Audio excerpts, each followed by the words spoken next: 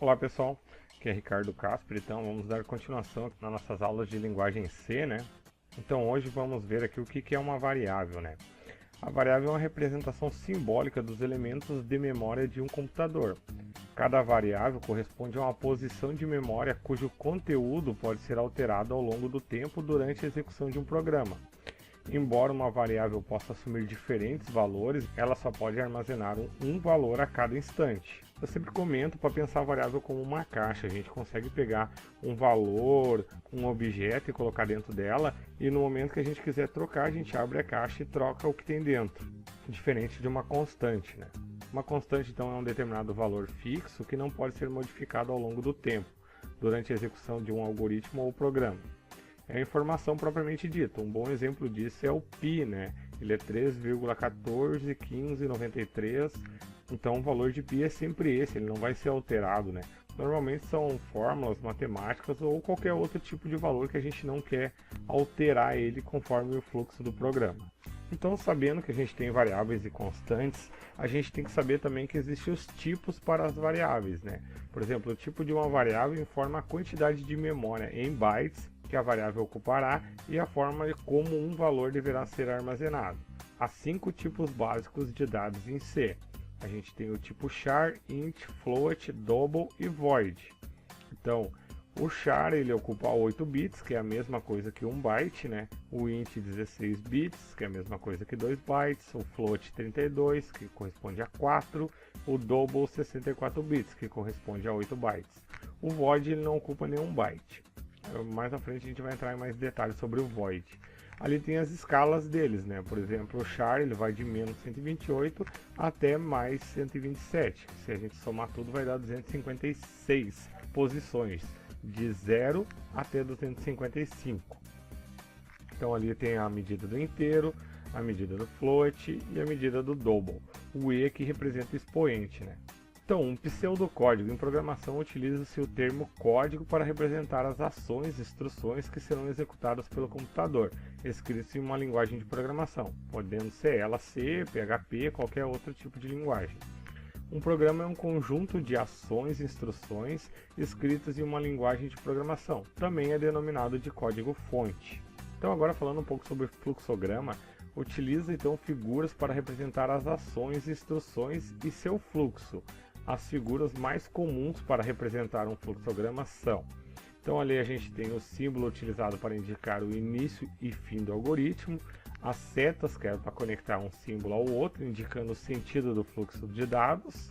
Tem aqui um retângulo que indica processo, normalmente utilizado para a realização de cálculos e atribuições. Tem aqui o retângulo elimina a diagonal, é um símbolo utilizado para representar a entrada de dados.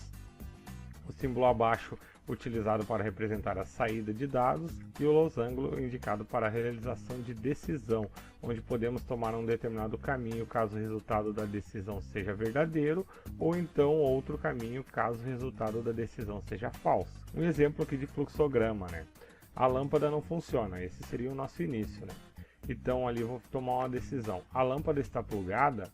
Sim ou não? Se não, eu tenho que plugar a lâmpada. E já finalizou ali. Podem ver que o símbolo de início e fim é o mesmo, né? Ali só mudei a cor aqui só para distinguir um pouco, mas o símbolo é o mesmo. Ou seja, se a lâmpada está plugada e a lâmpada ainda não funciona, né?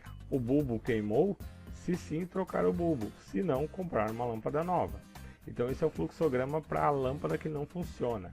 Ao lado direito aqui eu tenho outro que é mais voltado para a parte de programas, né?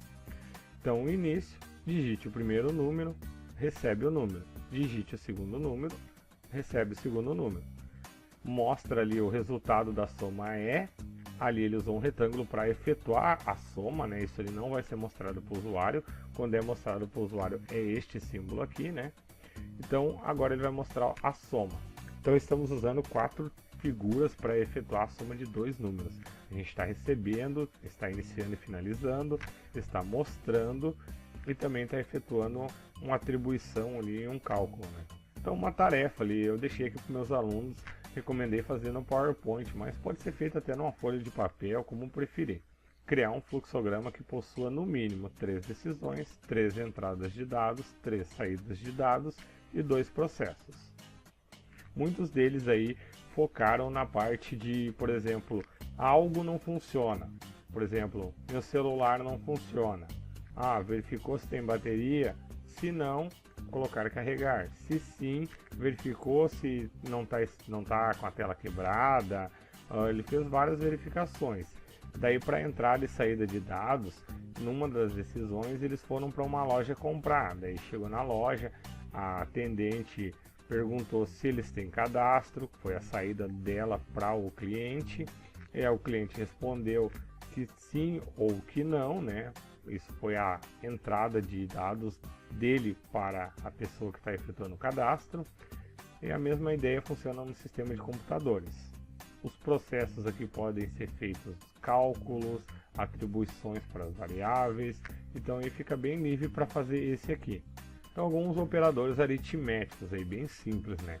A gente tem aqui à esquerda o símbolo e à direita os significados. Ali o tracinho a subtração, a cruz a adição, ali a gente usa o asterisco para fazer a multiplicação e não o X que representa a multiplicação, né? A barra para fazer a divisão e o porcento para fazer o resto da divisão, ou como é chamado, o módulo. Então aqui uma tarefa aqui para resolver. O resto da divisão de 5 por 2 é 1, ou seja, se eu fizesse uma divisão 5 por 2 só fazendo com a partir de números inteiros, seria 2, que daria 4, e ia sobrar o 1. Esse 1 que sobra é o resto da divisão. Então aqui alguns operadores relacionais. Então a gente tem aqui o símbolo de maior que é o nome do operador, né? Um exemplo de como fazer, x é maior que y, e o significado, né? Que é x maior que y. Normalmente é uma pergunta que a gente faz. Então essa pergunta aí, a resposta dela pode ser verdadeira ou falsa. Tem aqui maior ou igual, menor que, menor ou igual, igualdade e o diferente de. Um exemplo aqui de tarefa, análise a primeira variável com a segunda. 4 menor que 6, isso aqui daria um verdadeiro, pois 4 é menor que 6. Então aqui uma outra tarefa. Em uma escola, a média final é dada pela média aritmética de 3 notas, e a mesma tem o seguinte esquema de avaliação. Se a média ficou entre 0 e 4.9, o aluno está em recuperação. Se ficou entre 5 e 6.9, o aluno está em prova final. Se ficou entre 7 e 10, o aluno está passado por média. Então desenvolvi um algoritmo, um fluxograma, né, que a partir da entrada das 3 notas mostra a situação do aluno. No caso do aluno em recuperação e prova final, mostrar também quanto o aluno irá precisar para passar. No caso da recuperação, a nota necessária para passar é dada por 10, que é a nota máxima que pode se tirar, né? Menos a média que ele tirou, mais 2. Essa fórmula aí fui eu que inventei, não é uma fórmula utilizada por escola, né? Só para a gente treinar aqui na nossa tarefa. Então, na prova final é dado por 10 menos a média. Então, aí quando o aluno entra na parte de recuperação, ele tem um mais 2 ali. E na prova final não precisa aquele mais 2. Então, aqui é a segunda tarefa, né? Em uma loja de CDs existem apenas 4 tipos de preços, que estão associados a cores. Assim, os CDs que ficam na loja não são marcados por preços, e sim por cores. Então desenvolveu um algoritmo, um fluxograma, que a partir da entrada de cores, o software mostre o preço. A loja está atualmente com a seguinte tabela. A cor verde é R$10, azul é 20, amarelo é 30 e vermelho é 40. Na terceira tarefa, desenvolva um algoritmo, um fluxograma, capaz de encontrar o menor número dentre 3 números inteiros, quaisquer dado pelo teclado. O usuário vai digitar 3 números inteiros e vocês têm que dizer qual é o menor dentre os 3. Desenvolva um algoritmo, um fluxograma, capaz de verificar se alguns números inteiros, dados como entrada, é par ou ímpar. Então ali a pessoa vai digitar um número ali e vocês têm que dizer se é par ou ímpar. Então aqui é a tarefa 5, né?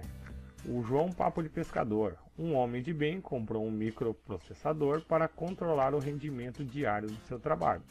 Toda vez que ele traz um peso de peixes maior que o estabelecido pelo Regulamento de Pesca de São Paulo, 50 quilos, deve pagar uma multa de R$4 por quilo excedente. O João precisa que você faça um algoritmo que leia a variável P, que corresponde a peso de peixes, e verifique se há excesso. Se houver, gravar na variável E o excesso e na variável M o valor da multa que o João deverá pagar. Caso contrário, mostrar tais variáveis com o conteúdo zero. Então aqui uma tarefa que eu elaborei aqui, né? Tarefa 6, elabore um algoritmo que leia as variáveis C e N, que é respectivamente o código e o número de horas trabalhadas de um operário, e calcule o salário sabendo que ele ganha R$10 por hora. Quando o número de horas exceder a 50, calcule o excesso de pagamento armazenando na variável E. Caso contrário, zerar a variável. A hora excedente de trabalho vale R$20. No final do processamento, imprimir o salário total e o salário excedente. Então aqui é a nossa última tarefa, né? A Secretaria do Meio Ambiente, que controla o índice de poluição, a gente vai representar pela variável IP, mantém 3 grupos que são altamente poluentes no meio ambiente. O índice de poluição aceitável varia de 0,05 até 0,25. Se o índice sobe para 0,3, as indústrias do primeiro grupo são intimadas a suspenderem as atividades. Se o índice crescer para 0,4, as indústrias do primeiro e do segundo grupo são intimadas a suspender as suas atividades. Se o índice atingir 0,5, todos os grupos devem ser notificados a paralisarem as suas atividades. Então, fazer um algoritmo que leia o índice de poluição medido e emita a notificação adequada para os diferentes grupos de empresas. Então, as tarefas aí passadas, aí, vou pedir para vocês que vocês tentem fazer, tirem suas dúvidas aí nos comentários. Então, peço aí para vocês aí, quem não é inscrito no nosso canal, aí, dá um apoio, clicar aqui para se inscrever, marcar o sininho aqui para receber todas as notificações. Aí o canal está crescendo, já estamos com 2.264 inscritos até o momento, né? Então, aí, se vocês gostaram aí do vídeo aí, deixem um joinha aí. Um abraço e tchau!